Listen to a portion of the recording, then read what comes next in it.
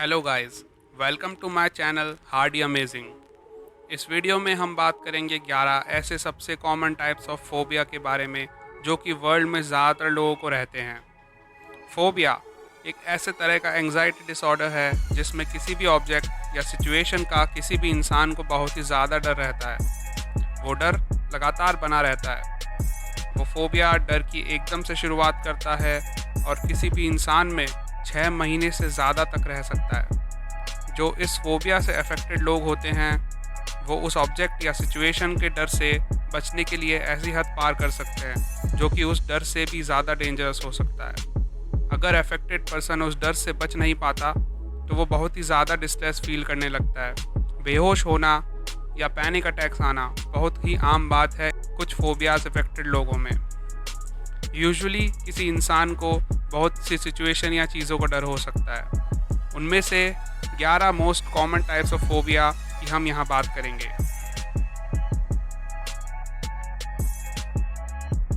Number 11, इनोक्लोफोबिया। Fear of crowds को इनोक्लोफोबिया कहते हैं। भीड़ का डर ऐसे लोगों को होता है जिनको भीड़ में अक्सर अनकंफर्टेबल फील होता है। इस फोबिया के वजह से लोगों को सिचुएशन में ऐसा डर लगता है जो कि रियलिटी में भी नहीं होता। उन्हें एक्चुअल डेंजर की तुलना में ज़्यादा डर लगने लगता है। इससे अफेक्टेड लोग भीड़ को अवॉइड करते हैं, यहाँ तक कि लोगों से मिलना भी पसंद नहीं करते। Number 10, Phasmophobia. Fear of ghost यानी भूतों का डर फास्मोफोबिया होता है। दुनिया में बहुत से कल्चर्स हैं जिनमें सब में अलग अलग तरह के घोस्ट या भूत के कॉन्सेप्ट होते हैं। ज़्यादातर में भूतों को ईविल बताया गया है जिससे लोगों में उनका डर बढ़ता है। ये अंधेरे के डर से रिलेटेड है, इसलिए इसको नाइस्टोफोबिया भी कह सकते हैं। नंबर 9, कॉलरोफोबिया। कॉलरोफोबिया यानी क्लाउन्स का डर। जोकर या क्लाउन जो हमें हंसाने का काम करते हैं उनसे भी लोगों को डर लगता है। कॉलरोफोबिया का डर मूवीज़ या टीवी शोज़ में दिखाए जाने वाले इविल क्लाउन को देखकर लोगों में बढ़ा है।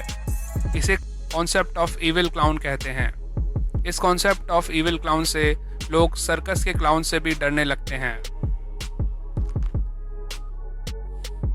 नंबर 8, एस्ट्राफोबिया। बादल गरजने या बिजली कड़कने का जो डर होता है उसे एस्ट्राफोबिया कहते हैं। इंसान और जानवर दोनों में इस तरह का फोबिया हो सकता है। इंसान का ये डर इस लेवल तक पहुंच जाता है कि बारिश के मौसम में बादल गरजने या बिजली कड़कने की संभावना से भी उन्हें डर लगने लगता है। नंबर 7, ओफियोफोबिया। ओफियोफोबिया सांप का डर होता है।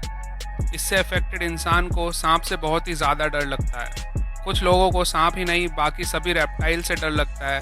वो लोग भी ओफियोफोबिक कहलाते हैं। इस फोबिया में डर इतना ज़्यादा हो सकता है कि सांप को देखते ही किसी इंसान को पैनिक अटैक आ सकता है। कोई भी पतली या लंबी चीज़ जैसे रस्सी उन्हें देखकर भी ओफियोफोबिक लोग डर सकते हैं। नंबर 6, माइजोफोबिया। माइसोफोबिया या जर्मोफोबिया जर्म्स का डर होता है। इसमें इंसान को कंटेमिनेशन का डर लगा रहता है। ये डर एक बहुत ही गंभीर बीमारी का रूप ले सकता है। इस फोबिया से अफेक्टेड लोगों को बार बार हाथ धोने की आदत होती है। उन्हें लगता है कि हर 5 मिनट में हाथ धोने से जर्म्स उनसे दूर रहेंगे।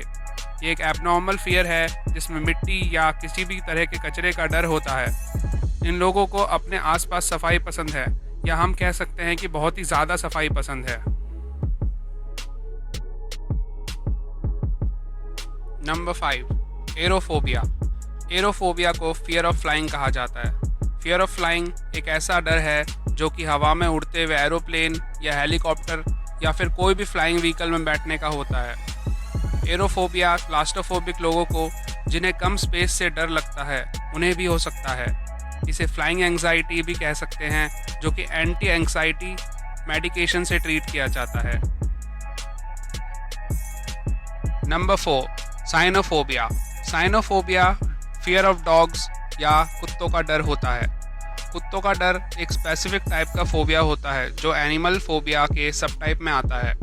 यूनिवर्सिटी ऑफ टेक्सास के एंग्जाइटी डिसऑर्डर की स्टडी करने वाले डॉक्टर टिमोथी ओरेंट्स के हिसाब से एनिमल फोबिया सबसे कॉमन फोबियाज होते हैं, जिसमें से 36% लोग कैट्स या डॉग से डरते हैं। वैसे तो स्नेक्स या स्पाइडर का डर भी बहुत कॉमन है, पर डॉग्स की पॉपुलेशन जो कि 2 करोड़ इंडिया में और 6 करोड़ अमेरिका में है, इसकी वजह से डॉग्स का फियर सबसे कॉमन है।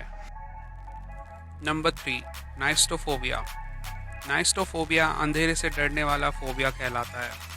डार्कनेस या अंधेरे का डर बच्चों में बहुत कॉमन है और कुछ हद तक एडल्ट इंसान में भी। अंधेरे का डर हमेशा ही अंधेरे से ही नहीं होता, बल्कि अंधेरे में छिपी पॉसिबल या काल्पनिक चीज़ों का भी होता है। कुछ हद तक अंधेरे का डर नेचुरल होता है, स्पेशली बच्चों में, जो कि चाइल्ड डेवलपमेंट का फेज़ होता है। ज़्यादातर रिपोर्ट्स के हिसाब से अंधेरे का डर 2 साल की उम्र के बाद आना स्टार्ट होता है। जब ये डर बहुत सीवियर हो जाता है और किसी तरह की बीमारी बन जाता है, तब इसे स्कोटोफोबिया कहते हैं।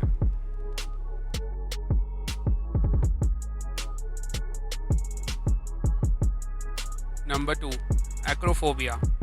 एक्रोफोबिया हाइट से डरने वाला फोबिया होता है। इससे अफेक्टेड लोगों को हाइट से बहुत ही ज़्यादा डर लगता है। अगर किसी बिल्डिंग की हाइट ज़्यादा नहीं है तो भी एक्रोफोबिक लोगों को वो हाइट ज़्यादा लगती है और डर की शुरुआत होने लगती है। ये फोबिया एक ऐसी कैटेगरी में आता है जिसमें स्पेस या मोशन का डिस्कम्फर्ट डर को बढ़ाता है, और यही स्पेस और मोशन इसके ट्रीटमेंट में यूज़ होता है। ज़्यादातर लोगों में नेचुरल फियर होता है किसी भी हाइट पे जाने के बाद, जिसे फियर ऑफ फॉलिंग कहते हैं। यही फियर ऑफ फॉलिंग कुछ लोगों में एक्रोफोबिया का रूप ले लेता है। Number 1, claustrophobia. क्लॉस्ट्रोफोबिया एक ऐसा फोबिया है जिसमें लोगों को लिमिटेड स्पेस का डर रहता है। ये बहुत सी सिचुएशन में लोगों में डर को ट्रिगर कर सकता है, जिसमें लोगों से भरी हुई एलिवेटर, बिना विंडो के रूम, बंद दरवाजे वाले रूम्स या फिर सील की हुई विंडो शामिल है। यहाँ तक कि ऐसे कमरे जो बाहर से लॉक किए हुए हैं, या छोटी कार या फिर बंद गेट वाले कपड़े क्लॉस्ट्रोफोबिक लोगों में डर पैदा कर सकते हैं। इसे एंग्जाइटी डिसऑर्डर कहा जाता है, जिसका रिजल्ट आमतौर पे पैनिक अटैक के रूप में हो सकता है। क्लॉस्ट्रोफोबिक या क्लॉस्ट्रोफोबिया की शुरुआत हमारे दिमाग में एमिगडाला नाम के एक हिस्से के कम जगह या सांस न ले पाने के डर से छोटे हो जाने के कारण होती है। ये थे हमारे 11 सबसे कॉमन तरह के फोबियाज। याद रखिए, फोबियाज का ट्रीटमेंट हो सकता है, उसके लिए बहुत से ट्रीटमेंट मेथड दुनिया में अवेलेबल हैं। मेंटल हेल्थ प्रोफेशनल, जो कि साइकेट्रिस्ट के नाम से जाने जाते हैं, उनसे कंसल्ट करना आपके फोबिया को दूर करने का पहला स्टेप है। इसमें कॉग्निटिव बिहेवियर ट्रीटमेंट, मेडिकेशन या दोनों के कॉम्बिनेशन से फोबिया दूर किया जा सकता है। और भी बहुत से ट्रीटमेंट होते हैं, जिनमें flooding, counter conditioning and modelling शामिल है। फ्लडिंग में लोगों को उनके डर से एक्सपोज करवाया जाता है जब तक उनकी एंग्जाइटी पास ना हो जाए। काउंटर कंडीशनिंग में फोबिया के एक्सपोजर से डर को टाइम के साथ कम किया जाता है। दूसरी तरफ मॉडलिंग ट्रीटमेंट में बिना किसी हार्म के लोगों का डर सिर्फ उन्हें देख परख के निकाला जाता है। ये ट्रीटमेंट सबसे ज़्यादा असरदार पर टाइम कंज्यूमिंग है। Thank you for watching the video. Please like the video, subscribe the channel, and please do not forget to ring the bell icon. Also, you can suggest me the title of my next video which you want to see.